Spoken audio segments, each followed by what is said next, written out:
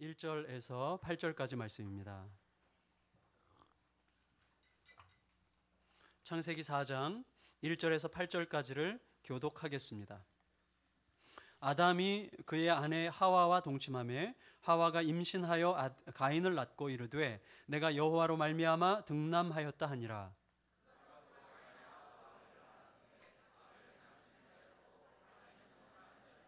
세월이 지난 후에 가인은 땅의 소산으로 제물을 삼아 여호와께 드렸고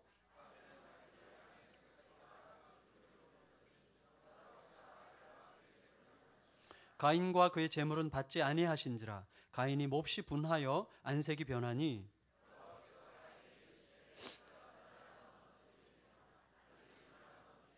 내가 선을 행하면 어찌 낯을 들지 못하겠느냐? 선을 행하지 아니하면 죄가 문에 엎드려 있느니라. 죄가 너를 원하나 너는 죄를 다스릴지니라. 가인이 그의 아우 아벨에게 말하고 그들이 들에 있을 때에 가인이 그의 아우 아벨을 쳐 죽이니라. 여러분, 최초 인간의 그 본적 주거지는 에덴 동산이었습니다. 그래서 에덴 동산에서 한두 가지 일이 있었던 게 아니겠죠. 사람이 사는 곳이고 사람과 사람 사이에, 사람과 자연 사이에 수없이 많은 사건들과 일들이 펼쳐졌을 거예요. 그런데 성경은 그 모든 것 중에서 단 하나의 사건을 소개하면서 그것이 우리의 인류 전체에 결정적인 영향을 주는 사건이 되었다고 우리들에게 얘기하고 있죠. 그게 선악과 사건이었습니다. 선악과는 뭐죠? 하나님께서 선과 악을 알게 하는 기준이신데 그 기준을 사람이 하나님으로부터 자기에게로 가져오려고 한 사건이죠. 그래서 자기가 그 열매를 따먹고 하나님의 자리에 앉으려고 한 거죠. 다시 말하면 세상을 바라보고 세상을 이해하고 세상을 해석하고 세상 속에서 벌어지는 모든 일들에 대한 선택과 결정권을 하나님으로부터 자기에게 가져오므로 자기가 보다 더 충분한 지식으로 세상을 통제하고 싶은, 자기의 인생을 통제하고 싶은 욕망의 표현이 선악과를 따먹은 사건이죠. 근데 그 사건의 결과 사람은 눈이 밝아졌는데, 눈이 밝아졌다는 것은 곧 자신의 어두움을 보게 됐다는 것이었어요. 그래서 사람은 어두워졌어요. 자기 어둠이 어떠한지를 알게 된 게 선악과였습니다. 그래서 선악과 이후에 사람은 오히려 눈이 멀었어요. 왜냐하면 사람과 사이에, 여기 신현복 집사님 앉아 계신데 신현복 집사님을 제가 신뢰합니다. 예, 여러분을 신뢰하는 것처럼 신뢰하는데, 예를 들어서 제가 신현복 집사님을 신뢰하지 않는 마음으로는 이 집사님 속에 무엇이 있는지를 전혀 알 수가 없어요. 왜냐하면 나는 이분의 속에 있는 것을 알지 않기로 작정한 게 신뢰하지 않음이거든요. 신뢰가 없이는 절대로 알 수가 없습니다. 근데 온 세상의 주권자이신 하나님, 세상의 창조자이신 하나님, 세상의 모든 것들을 주장하시는 하나님에 대한 신뢰가 없는 상태에서 무엇을 제대로 본다고 하는 것은요, 불가능한 일이에요. 여러분, 이런 경우 우리가 자주 있지 않습니까? 아무리 내가 옳은 얘기를 하고 아무리 진실을 말해도 절대 안 믿는 경우들 생기지 않습니까? 예, 마음이 꺾여 있으면 절대 제대로 알 수 없어요. 그러니까 하나님에 대한, 온 세상의 중심이신 하나님에 대한 신뢰가 없고서야 세상을 제대로 볼 수 있는 길은 일어나지 않습니다. 어쨌거나 이 와중에 아담과 하와가 자녀들을 낳았어요. 그리고 자녀들을 낳으니까 새로운 문제들이 또 생기죠. 왜냐하면 자녀들을 낳을 때는 언제입니까? 이미 선악과를 따먹고 하나님과 분리되었고, 그리고 부부관계에는 이미 금이 간 그런 상태 속에서의 가정이죠. 그게 이제 우리들의 가정의 모습이죠. 우리들이 아무리 사랑을 이야기해도 그 사랑의 그 어떤 수명을 우리가 알고 있지 않습니까? 사랑의 깊이를 우리가 알고 있지 않습니까? 우리가 갖고 있는 사랑이라는 게 그렇게 대단한 게 아니잖아요. 죄송합니다. 정말 대단한 사랑을 간직하고 계신 분도 계실 거예요. 근데 저에 비춰보면 참 대단치 않다. 참 보잘것없는 사랑이다. 늘 이제 그런 생각을 하게 되는데, 얼마나 많은 문제들이 있었겠어요?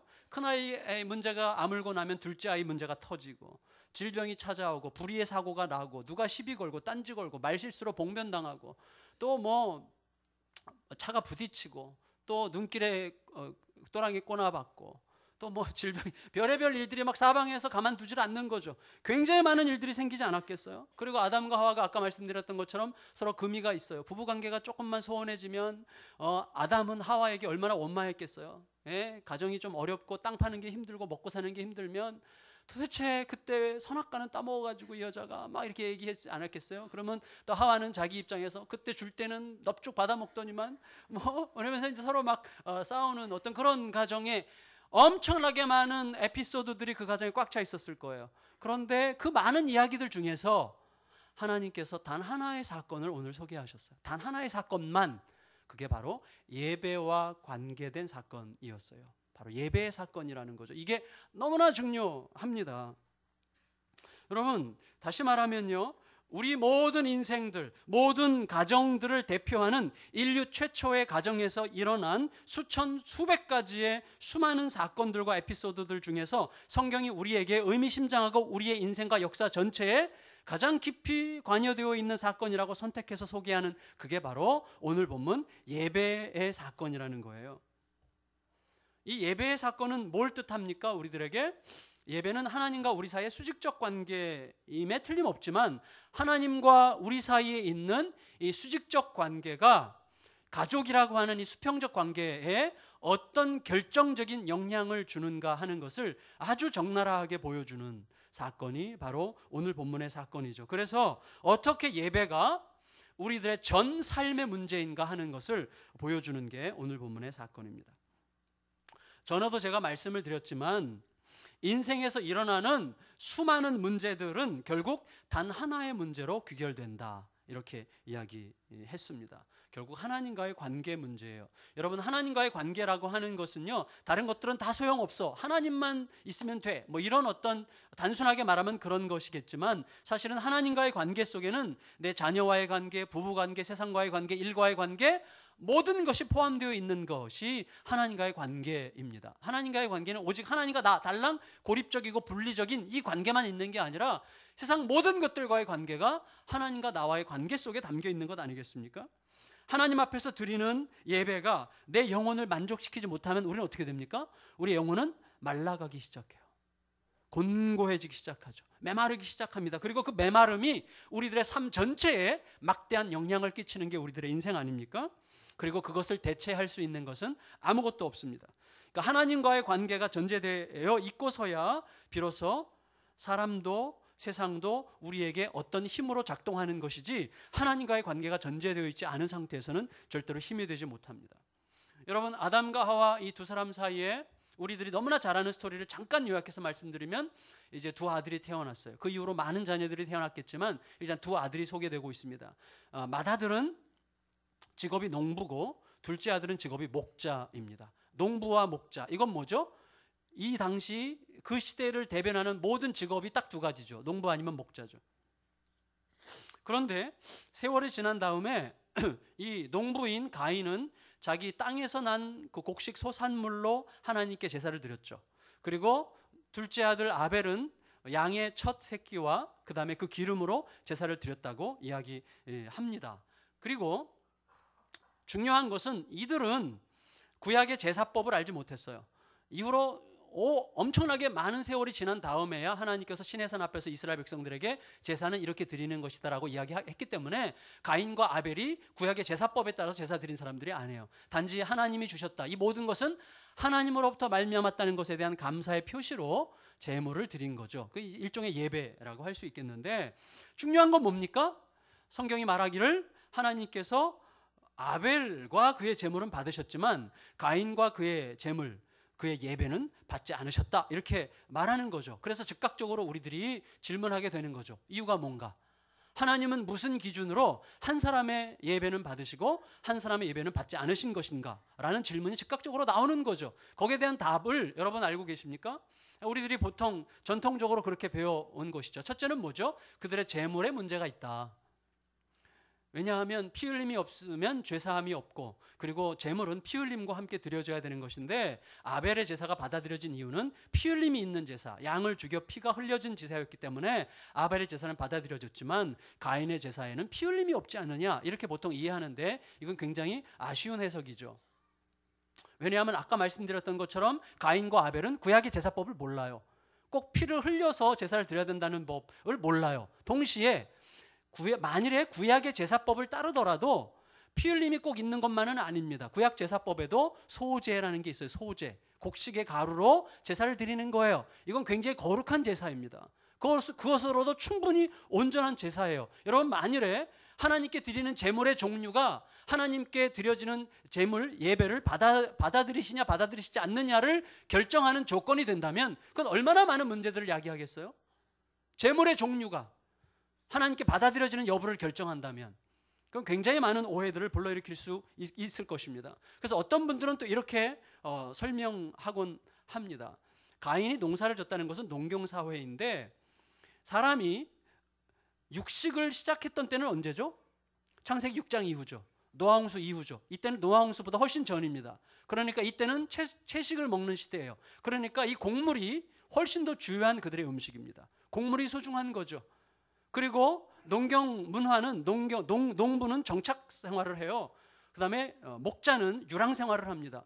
유랑 생활을 하는 목자들과 정착 생활하는 농부의 삶의 수준은 완전히 달라요. 정착 생활에는 문화가 꽃이 핍니다. 그리고 거기에 재물이 쌓입니다. 거기에는 뭐가 있어요. 그러나 유랑 생활을 하는 사람들은 어때요? 100년 전이나 1000년 전이나 지금이나 삶의 패턴이 똑같아요. 변화가 없어요. 거기는 발달이라는 게 없어요. 그러니까 훨씬 더 고급한 삶의 스타일은 농부의 삶이에요. 그 당시의 배경으로 볼 때. 그런데 하나님 앞에 제물을 드리는데 가인은 곡물로 드리고 귀중한 곡물로 드리고 아벨은 그 당시에 양은 고기가 아니라 털과 가죽을 얻기 위해서 이제 키웠겠죠. 그래서 양으로 드렸다는 것은 뭐냐? 가인이 자기의 것을 동생에게 나눠주지 않았다는 증거 아니냐. 그래서 그는 처음서부터 탐욕적인 어떤 마음을 가지고 그리고 동생을 소외시키는 마음을 가지고 하나님 앞에 제사를 드렸기 때문에 가인의 제사는 받아들여지지 않은 것이다. 이렇게 이제 해석하는 사람들도 있습니다. 이것도 나름대로 괜찮은 것 같아요. 그러나 중요한 것은 본문에 근거가 없다는 거죠. 본문으로부터 뭔가 비약적 추측을 한 것이고 상상력을 발휘한 것이지 본문에 그렇게 됐다. 가인이 혼자만 처먹었더라. 뭐 이런 말씀 없어요. 죄송합니다. 가인이 혼자만 잡수셨더라. 그런 말은 없어요. 그래서 그렇다면 본문이 명확하게 우리에게 얘기해 주는 게 별로 없지만 본문을 통해서 우리가 왜 하나님께서 가인의 제사를 받지 않으셨는가를 알 수 있는 단서가 전혀 없는 것은 아니에요. 찾자면 무엇을 통해서 우리가 알 수 있을까요? 가인의 제사가 받아들여지지 않았어요. 가인의 예배가 하나님으로부터 거절당했어요. 거절당한 이후에 가인이 어떻게 반응하느냐를 통해서 역추적해 들어가면 가인의 예배가 어떤 예배였는지를 우리가 알 수 있습니다. 가인의 반응. 여러분, 제가요 아주 제 영혼이 고요하고 하나님 앞에 단정하고 질서정연하고 평화를 누리고 있는 그런 정상적인 영적 상태라면 만일에 제가 하나님 앞에 드린 예배가 하나님 앞에 받아들여지지 않았을 때 저는 어떻게 할까요? 여러분은 어떻게 하시겠습니까? 하나님, 어디서부터 문제가 시작된 거죠? 내 영혼에 어떤 문제가 있습니까? 라고 묻는 거 아니겠어요? 제가 전에 세바시라는 강의를 듣다 보니까 거기에 이런 내용이 있더라고요. 어떤 여행 전문가가 아프리카에 가서 여행을 하는데 아프리카 원주민들이 이제 짐도 들어주고 길도 가이드 해주지 않습니까? 짐 들어주는 짐꾼 겸 가이드하는 아프리카 원주민들이 쭉 따라오다가 3일 길을 걸었어요. 그러다가 이제 3일쯤 되니까 갑자기 털썩 주저앉더래요. 그리고 꼼짝도 안 하더래요. 지금 더 가야 되는데 왜 그러냐고 빨리 갑시다 그랬더니 안 된다는 거예요. 우리가 너무 빨리 여기까지 왔기 때문에 내 영혼이 못 따라와가지고 저 뒤에서 지금 따라오고 있는 중이라는 거예요. 내 영혼이 올 때까지 기다렸다가 오면 같이 가야 된다고. 참 인사이트가 있는 말이에요. 어디다 혼을 빼놓고 사세요? 이렇게 말할 때가 있잖아요. 지사님 말고. 정신 어디다 둔 거야? 그러니까 여러분, 우리가 정말 정신없이 막 달리다 보면 진짜 우리의 영혼이 저 뒤에 어디 가서 헤매고 있어요. 예배는 뭡니까? 기다리는 시간이에요. 내가 정말 쏙 빼놓고 살았던 그 영혼이 내게로 돌아와 제자리를 잡도록 기다리는 시간 아니겠어요? 내 예배가 하나님 앞에 드려지지 않았다면 여전히 예배를 드렸는데도 불구하고 찝찝해요. 예배를 드리고 나가는데 남은 흔적은 오직 여기에 묻은 이 침자국밖에 없는 그런 분은 안 계세요. 그러나 예배를 드리고 났는데도 기쁨이 없어요. 자유가 없어요. 내 영적 개운함이 없어요. 여전히 불만이, 여전히 불평이, 여전히 삶에 대한 무거운 부담감만 꽉 차 있어요. 누구에 대한 분노, 누구에 대한 원망, 누구에 대한 두려움, 이런 불안만 꽉 차 있는 상태로 드린 이 예배, 이게 받아들여진 예배입니까? 지금 가인의 예배 얘기하는 게 아니라 지금 우리들의 예배 얘기하는 거예요. 우리들의 예배가 받아들여졌어요. 그 예배가 정말 예배가 됐다는 것은 어떤 의미입니까? 내 영혼이 제자리를 찾는 거예요. 예배는 뭐예요? 만남이에요, 여러분. 예배는 만남입니다. 하나님을 만나는 거예요. 어떤 하나님? 나를 드리고자 하는데 나를 받으시는 하나님을 만나는 사건이 예배 아니에요? 그리고 그의 은혜를 주시는 분과 그 은혜를 받는 자와의 만남의 사건이 예배 아닙니까? 그 만남 속에서 일어나는 획기적인 일이 뭐예요? 내가 내 자신을 정죄합니다. 내가 내 자신을 불안하게 느낍니다. 내가 내 자신을 힘들어합니다. 그런데 그 크신 하나님의 하나님 되심이 증거되는 동안에 동시에 그 하나님이 뭘 내게 느끼게 하세요? 내 모습 그대로, 내 천함을 내가 알잖아요. 내 누추함을, 내 부끄러움을, 내 수치를 내가 알고 있는데 하나님은, 그 크신 하나님은 나를 받으신다는 거예요. 그래서 내가 하나님과의 만남 속에서 하나님께 받아들여져요. 그러면 어떻게 됩니까? 하나님께 받아들여져야 비로소 내가 나를 만나는 거예요. 무슨 말인지 아세요? 어릴 때 사랑 못 받은 사람들은요, 다른 사람을 용납을 못해요. 굉장히 정죄적이 되든지 비판적이 되든지, 그리고 소극적으로 침체되어 있든지 그래요. 왜 그렇죠? 사랑을 제대로 받아보지 못한 사람은 절대 자기 자신을 제대로 만나지 못한다고 해요. 자기 자신을 못 만나요. 그래서 심리하는 사람들은 아이가 미를 만난다 그러죠. 아이가 미를 만난다.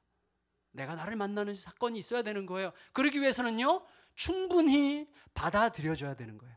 내 모습 이대로를 받으시는 그 사랑, 어머니의 사랑, 부모님의 아버지의 사랑, 괜찮은 사랑이지만 엄밀하게 말하면 짝퉁 사랑 아닙니까? 짝퉁이에요. 그래서 짝퉁의 사랑을 배웠기 때문에 우리도 나로 제대로 못 만나는 거예요. 잘 용납이 안 돼요. 그러니까 여러분, 예배는 뭡니까? 하나님을 만나요. 그 하나님 앞에서 나를 있는 모습 그대로 받으시는 하나님을 만나요. 그러면 어떻게 됩니까? 내가 내 영혼을 만나는 거예요. 나를 만나고 나면 어떻게 됩니까? 내가 받아들여져요. 이 모습 이대로가 받아들여져. 이 등신아, 키는 이렇게 조금 해가지고 쥐꼬리만 해가지고 뭐 하는 건 이게 아니라, 갑시나, 너 조금 해도 괜찮아. 너 지금까지 50년 그냥 행복하게 살았잖아. 앞으로도 행복하게 살 거다. 하나님이 계신데 하면서 내가 내 자신을 받아들이면서 신지연 집사님 같이 멋있는 사람 옆에 가도 쫄리지 않는 마음이 생기는 거죠. 내가 나를 받아요. 그러면 여러분, 내가 내 영혼을 만나야 그때 뭐가 생겨요? 다른 사람을 받을 수 있는 힘이 그때 생기는 거죠. 그래서 예배가 우리의 삶의 전부의 이야기라고 하는 거예요. 예배는 우리의 삶 전부에 관한 이야기입니다. 그때서야 비로소 새로 진짜 만남이 이루어지고 내 속에서 나를 만나는 만남을 통하여 다른 사람들을 진짜로 만나게 되는 거예요. 그 사람의 아픔이 보이고 그 사람의 눈물이 보여요. 그전에는요, 내가 보고 싶은 것만 보여요. 절대로 못 봅니다. 근데 내가 나를 만나고 내가 나를 충분히 받을 수 있을 때 그의 눈물과 그의 아픔과 그의 서러움과 그의 억울함이 보이면서 나대지 않게 되는 거죠. 따라서 여러분, 예배가 이렇게 매우 중요한데 가인이 돌아봐야 써야 되는 것은 바로 그거죠. 어디에서부터 문제가 시작됐지? 내 영혼은 지금 어디가 있지? 내가 지금 하나님을 제대로 만난 건가? 만나지 못한 이유가 뭐지? 이걸 물어야 되는 것이죠. 그런데 이 가인이 자기 재물이 하나님께 받아들이지 않았을 때 첫 번째 그가 보이는 반응이 뭐였어요? 5절 같이 읽겠습니다. 5절 같이 읽습니다. 시작. 가인이 몹시 분하여 안색이 변하니. 분노했는데 어느 정도로? 몹시 열렬하게 분노했어요. 열렬하게 분노했는데 그 분노가 감춰지지 않아요. 그래서 어떻게? 안색이 변했다고 그랬어요. 몹시 분노하여 안색이 변하여. 가인의 성격 아시겠죠? 가인의 성격? 저 같은 사람입니다. 예, 제가 굉장히 지금 순화돼서 그렇죠. 제가 여기 섭섭하면요, 얼굴에 섭섭기가 쫙 나가요. 요새는 제가 굉장히 그 마스크를 잘 쓰는데 가인 보세요. 막 충동적이고 자기주도적이고 자기중심적이고 자존심이 아주 하늘을 찌르는, 그리고 굉장히 막 이 다혈질이고 그리고 자기 의견이 무시되는 것을 못 견디고 자기가 거절당하는 것에 대한 분노가 막 속에 꽉 차 있는 그런 사람이 할 수 있는 반응을 지금 우리에게 보여주고 있는 거 아니에요? 여러분, 우리가 경험 속에서 알게 되는 게 있어요. 뭐죠? 정말로 우리가 순수한 마음으로 저 사람을 대하면 다른 반응이 나가요. 예를 들면 이런 거죠. 지금으로부터 바야흐로 15년 전입니다. 제가 오늘따라 이 앞에 앉아가지고 좀 그런데 15년 전 강남의 한 대형 교회에서 부목사 생활을 할 때 저는 정말 성도들을 신방하고 특히 장례식 집례하고 성도들 상담하고 너무너무 그거 하고 싶었어요. 근데 그걸 안 시켜줬어요. 그 교회에서.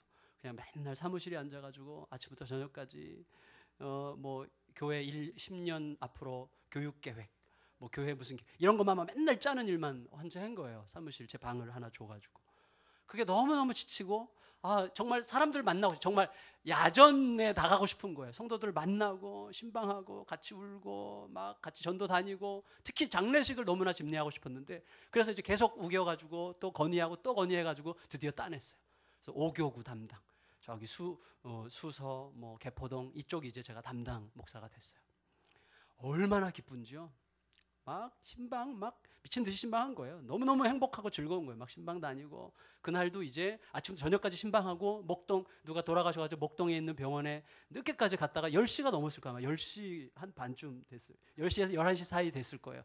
돌아왔는데 저는 막 눈이 아직도 막 피곤한 줄도 모르는 거죠. 막 뭔가 좀 뭐가 된 것 같은 느낌 속에 기쁨 속에 이제 드디어 내가 목사인 것 같은 거예요. 너무 행복한 거예요. 근데 아내가 저를 기다리면서 남편이 좋아하는 걸 해줘야 되겠다 해서 닭강정인가 뭐 하여튼 닭 이런 거 있어요. 닭 날개로 하는 뭐 이런 요리를 제가 좋아하는 편입니다. 저 신방 안 할 거예요. 또 이제 닭 날개만 나와 잘못하면. 근데 여러분 닭 날개 요리를 참 좋아했는데 그걸로 이제 뭐 이렇게 맛있게 요리를 해놨어요. 근데 저는 이미 육개장 먹고 왔고 장례식장에서 그리고 저녁 11시가 다 돼가지고 배가 부르고 불편하고 부대낄 수 있잖아요. 그래서 아내가 먹어보라고 자꾸 그러는 거예요. 근데 제가 부담스러워. 내일 먹을게. 근데 자꾸 먹어보라. 여보 하나만 먹어봐요. 부담스러워. 나 내일 먹을게. 여보 하나만 먹어봐. 그랬더니 제가 역정을 냈어요. 제가 내일 먹는다니까 이 사람 왜 이렇게 이래. 그러고 나서 등 돌리고 잤거든요. 근데 제가 그 다음날 깨닫게 된 게 있었어요. 지금 생각해도 참 부끄러운데 뭐냐면 제가 집에 들어갔을 때 뭐가 안 보였는가 하면 남편을 하루 종일 생각하면서 어떻게 남편을 위해서 맛있는 음식을 준비해서 남편이 참 맛있다 이 말을 하는 것을 들으면서 함께 교제를 나눌 그 시간을 기다리며 음식을 만들었을 아내는 전혀 안 보였어요. 진짜로 전혀 안 보이는 거예요. 뭐만 보였어요? 하루 종일 수고한 나. 내가 하루 종일 수고했는데 어떻게 남편 비유 짝짝 하나도 못 맞춰주고 이렇게 자꾸 닭날개 내 입에다 자꾸 구겨 넣으려고 이런 생각만 하는 거예요. 그러니까 나만 수고한 나만 보이는 거예요. 수고하고 고생하고 남편 지금 피곤하게 들어왔는데 그러면 남편에게 좀 맞춰서 그래 내일 잡수셔요 남편님 뭐 이렇게 해야지 계속 먹이려고 그런 것만 생각한 거죠. 그 다음날 아침에 제가 개인 예배죠. 큐티 개인 예배 시간을 갔는데 하나님께서 딱 보게 하시는 거예요. 하나님께서. 그래서 저의 그 어줍지 않은 공로의식 어줍지 않은 자격 뭐 이런 거 있죠. 내가 이렇게 했는데 이런 거 있잖아요. 그걸 보게 하셨어요. 여러분 만일에 그 시간이 없으면요 절대로 전 사과 안 합니다. 그리고 마음속에 불편함, 찝찝함이 계속 어떻게 돼요? 이제부터 곪기 시작하는 거죠. 그리고 서로 말도 잘 안 하고 서로 이렇게 어긋나고 곪고 그러면서 어느 순간 빵 터지는 거죠.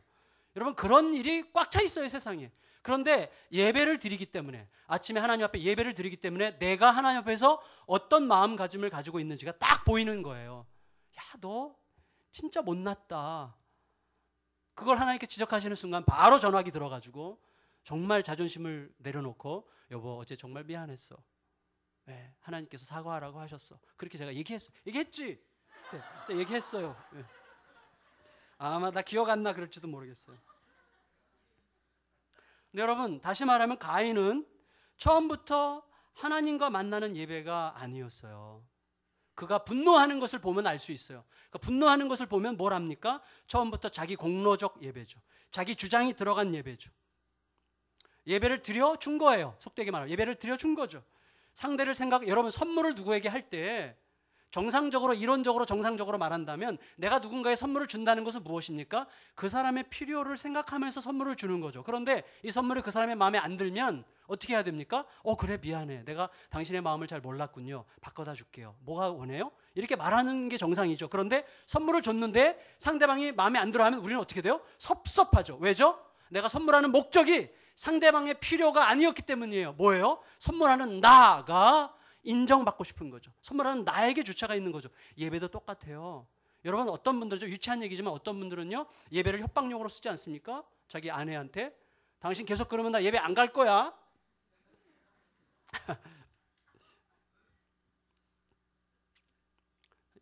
자꾸 그럴래? 나 교회 안 간다. 어떻게 들리냐면요 애들이 엄마 나 그거 안 해주면 밥 안 먹을 거야 뭐 이렇게 들려요. 밥 안 먹으면 지 손해지.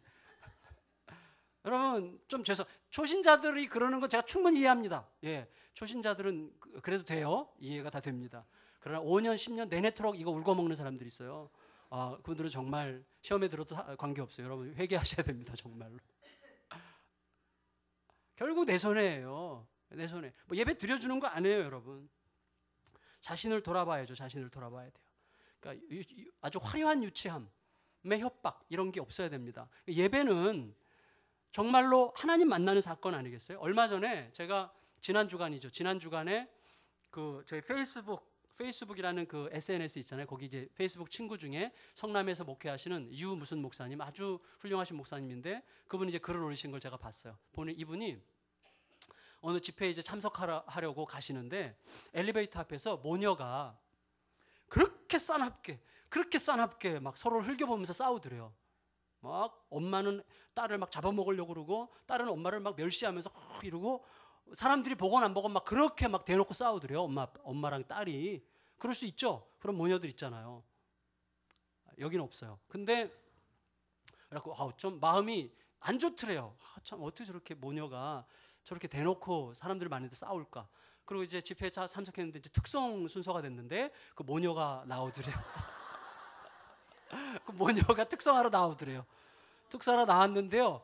얼마나 서로를 사랑스럽게 이렇게 보면서 찬양을 부르는지 깜짝 놀랐대요. 진짜로. 그리고 한 곡을 부르고 나서 두 사람이 여러분 사랑합니다. 축복합니다. 그리고 두 곡을 더 하더래요. 그리고 보니 굉장히 충격을 받았대요. 목사님이. 여러분 우리의 예배는 어떻습니까? 오늘 솔로 했다고 너무 찔리지 마세요. 예, 괜찮습니다. 여러분 예배를 드려줍니까? 물론 두 사람이 집회가 시작되기 직전에 예배 준비실에서 부둥켜 안고 서로 통곡하면서 회개했을 가능성도 전혀 없지는 않지만 그럴 가능성이 별로 없어 보이는데 사실은 예배에 대한 우리들의 자세, 여러분 하나님께서는요 자기중심적 예배, 자기가 하나님 앞에 어필되는 예배, 내가 누구냐를 확인하는 예배, 내가 이만큼 했죠 라는 자기 과시적 확신, 자기 과시적 확인을 원하는, 나 예배 드렸으니까 이제부터 당신이 책임지셔 뭐 이런 식의 예배를 하나님께서 온전한 예배가 아님을 우리에게 보여주고 계신데 중요한 것은 뭐냐면 그 예배가 자기의 영혼을 전혀 들여다보지 못하게 하는 예배라는 것이 불행한 거예요. 예배의 가장 큰 위대한 선물이 뭡니까? 내 영혼을 들여다보는 거예요. 내가 지금 어떤 상태인지, 내 영혼에 지금 어떤 문제가 있는지 이걸 들여다보고 제자리로 갖다 놔야 되는 거죠. 제자리로. 하나님 앞에 있어야 될 바로 그 제자리로 갖다 놔야 그때 평화의 질서가 나를 지배하면서 그 힘으로 우리가 세상을 품으면서 살아가게 되는 것 아니겠습니까? 그런 가인에게, 제대로 자기 자리를 찾지 못하고 이탈해 있는 가인에게 하나님은 그의 자리를 찾을 수 있도록 기회를 주세요. 기회를. 6절 7절이죠. 6절 7절 읽겠습니다. 6절과 7절 시작. 안색이 변함은 어찌 됨이냐? 내가 선을 행하면 어찌 낯을 들지 못하겠느냐? 선을 행하지 아니하면 죄가 문에 엎드려 있느니라. 죄가 너를 원하나 너는 죄를 다스릴지니라. 예, 여러분 뭐예요? 가인이 어째서 분노하는지 그 이유를 물으세요. 너가 왜 지금 화를 내는 거지? 너가 왜 지금 분노하는 거지? 이렇게 얘기하면서 이유는 너 속에 선이 없기 때문이다. 이렇게 얘기하셨어요. 너 속에 선이 있으면 이렇게 분노하지 않아도 돼. 그래서 사람이 낯을 낯을 들지 못해. 선을 행하면 어찌 낯을 들지 못하겠느냐. 낯을 든다는 것은 무엇이죠? 눈을 마주친다는 것입니다. 눈을 마주친다는 것은 무엇입니까? 내 속에 거리낌이 없다는 것이죠. 선한 것을 향한 의지가 있다는 것이죠. 그때 눈을 마주치는 것입니다. 낯을 들지 못하는 것은 눈을 마주칠 수 없어요. 왜? 내 속에 선을 향한 의지가 없고 철저하게 자기중심적인 이기적인 동기가 가득해 있기 때문이죠. 그래서 낯을 들지 못해요. 그러면 어떤 현상이 생기느냐 하면 예배가 제대로 드려지지 않는데, 예배가 드려지지 않으면 내 속에 있는 존재의 불안이 여전히 내 속에서 계속 움직이고 있는 거죠. 불안이죠, 불안. 내 자리를 못 찾았기 때문에 모든 것은 제 자리를 찾아야 안정되는 거 아닙니까? 자기 자리를 벗어나면 불안한 거예요. 그런데 여러분, 우리의 마음속에서 일어나는 온갖 병리적 증상들 있죠. 우울, 분노, 원망, 그 다음에 이 자괴감, 열등감, 이 모든 것들이 무엇을 먹고 자라는지 아세요? 이 모든 것들의 먹잇감, 이 바로 불안이래요. 이제 심리 전문가로부터 제가 배운 건데 불안해요. 이 모든 우리들의 마음속에 있는 병리적 현상들, 우울감이라든지, 그 다음에 열등감이라든지, 분노라든지, 원망이라든지, 이 모든 병리적 현상들, 우리들의 에너지를 뺏어가서 우리를 영적으로 바싹 마르게 하고 의욕을 빠뜨리고 삶을 더 이상 살고 싶지 못하게 만드는 모든 이 병리적 현상들이 뭘 먹고 살아요? 불안을 먹고 사는 거예요. 근데 자기 자리를 찾지 않고는 불안은 없어지지 않습니다. 그래서 예배가 너무나 중요한 거예요. 예배를 드림으로 하나님을 만나고 하나님께서 나를 있는 모습 그대로 받으실 때에 내가 나를 만나 내 자리로 돌아가는 그 평안, 그 질서, 그 고요함이 내 속에서 불안을 떨치고, 불안이 떨쳐지면 먹잇감이 없기 때문에 내 속에서 우울함과 자괴감과 분노와 원망이 서서히 굶어 죽기 시작하는 거예요. 그럴 때 내가 담대함으로 세상을 품고 가족을 품고 나아갈 수 있는 힘이 여기서부터 솟아오르게 되는 것이죠. 그래서 하나님이 뭐라 그랬어요? 너는 죄를 다스리라 그랬어요. 너 자리를 찾아라 그 말이죠. 여러분, 하나님은 아직까지 가인을 버리지 않으셨습니다. 여전히 가인에게 돌이킬 기회를 주셨어요. 자신을 들여다보게 하시고 예배에 실패한 원인이 무엇인지를 정확하게 통찰하도록 시간을 주셨어요. 그러나 가인은 끝내 자기 안에서 예배하는 영혼을 회복하지 못했어요. 너무나 안타깝게도 자기의 분노를 감췄어요. 자기의 분노를 끄집어내어서 하나님, 제가 화가 납니다. 하나님, 이 화가 나는 이유가 뭔지를 좀 말씀해 주십시오. 그렇게 하지 않았고 분노를 감추고 뭐라 그랬어요? 내가 내 동생을 지키는 자입니까? 하나님께 항변했어요. 불안을 먹고 사는 분노를 점점점 키워갔어요. 급기야는 분노가 자라니까 어떻게 됩니까? 질투의 화신이 내 속에서 생겨가지고 동생을 죽여버리잖아요. 무서운 거죠.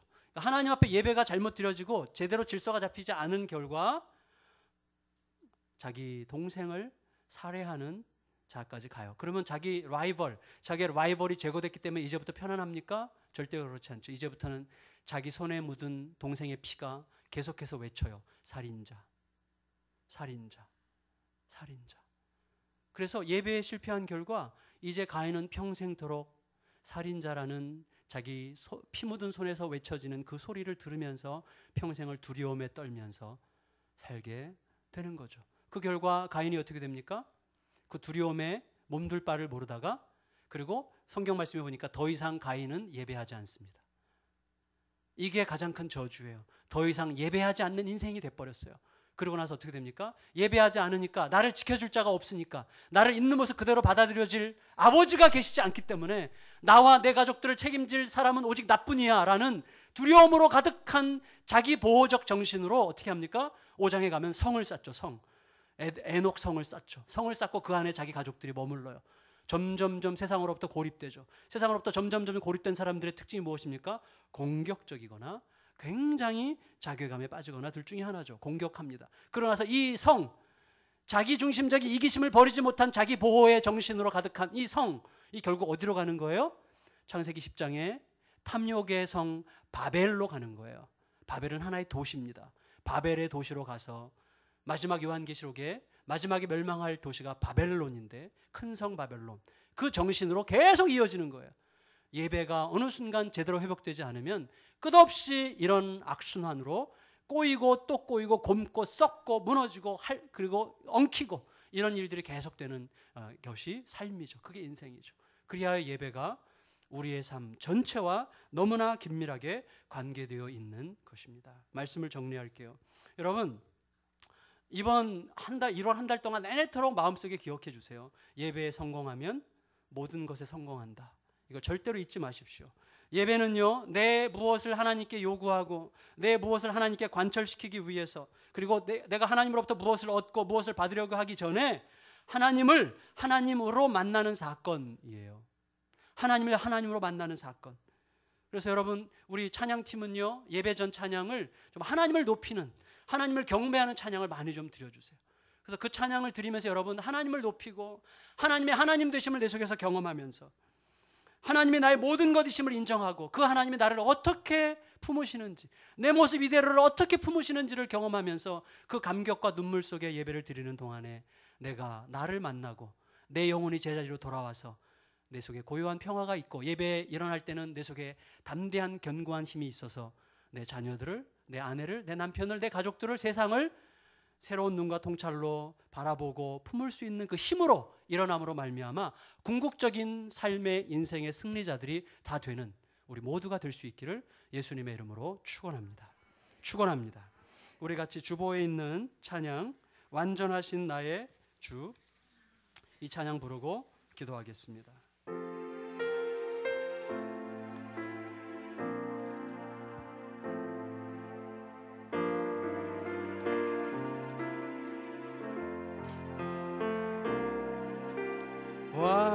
완전하신 나의 주, 의의 길로 날 인도하소서. 행하신 모든 일 주님의 영광 다 경배합니다. 완전하신 나의 주, 완전하신 나의 주, 의의 길로 날 인도하소서. 행하신 모든 일 주님의 영광 다 경배합니다. 예배합니다. 예배합니다. 찬양합니다. 주님만 날 다스리소서. 예배합니다. 찬양합니다. 주님 홀로 높임 받으소서. 완전하신 나의 주, 완전하신 나의 주, 의의 길로 날 인도하소서.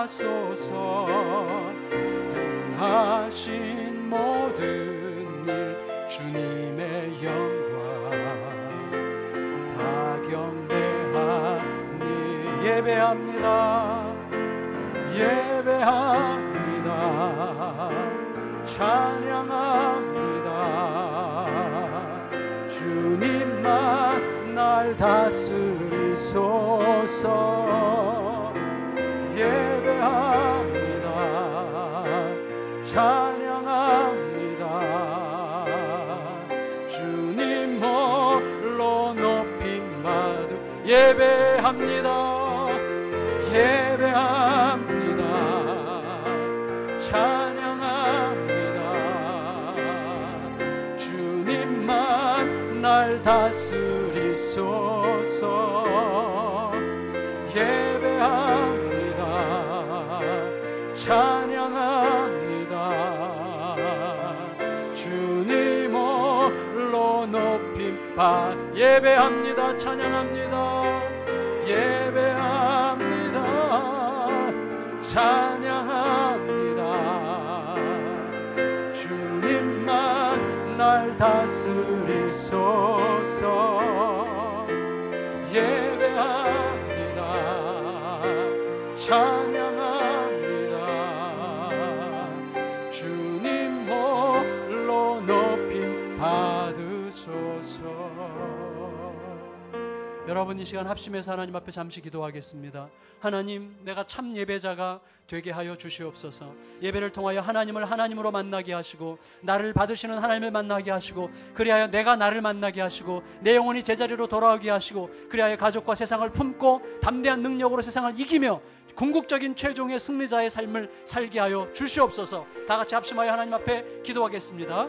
존귀하신 아버지 하나님, 감사를 드립니다.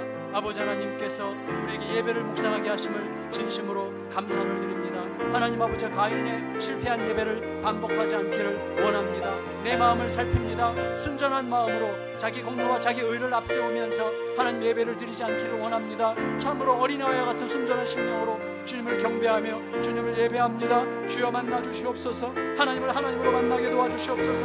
나를 있는 모습 그대로 받으시는 하나님을 만나게 도와주시옵소서. 그리고 그리하여서 하나님 나를 받으심으로 말미암아 내가 나를 용납하게 하시옵소서. 내가 나를 아끼게 하옵소서. 내가 나를 하나님 품을 수 있는 은혜를 베풀어 주시옵소서. 하나님 내 영혼을 만나게 하시고 내 영혼이 자기 자리로 돌아옴으로 말미암아 하나님의 주님 주시는 담대함으로 확신으로 내 가족들을 이웃들을 세상을 품고 내가 행하는 모든 일들에 대하여 두려움과 의기소침함이 없이 담대함으로 힘있게 용기있게 달려나갈 수 있는 은혜를 베풀어 주시기를 간절히 기도드리옵나이다. 예배가 인생 모두의 문제인 것을, 예배의 성공으로 우리 인생이 성공할 수 있음을 알게 해주시고 참 예배자의 삶을 살게 하여 주시옵소서. 감사드립니다. 인도하실 것을 믿습니다. 감사드리며 예수님의 이름으로 간절히 기도드립니다. 아멘. 존귀하신 주님, 사랑합니다. 감사합니다. 우리가 참 예배자가 되게 하여 주옵소서. 예배를 드릴 때마다 주님을 가슴 깊이 만나게 하시고 주님에 대한 사랑 때문에 우리의 심령이 뜨겁게 되고 가득하게 하시고 그래야 내 영혼이 내 제자리로 돌아오고 세상을 품고 뚫고 갈 수 있는 담대함과 주님만이 줄 수 있는 하늘의 지혜와 용기로 우리를 날마다 새롭게 일으켜 주시옵소서. 존귀하신 예수님의 이름으로 간절히 기도드리옵나이다. 아멘. 영상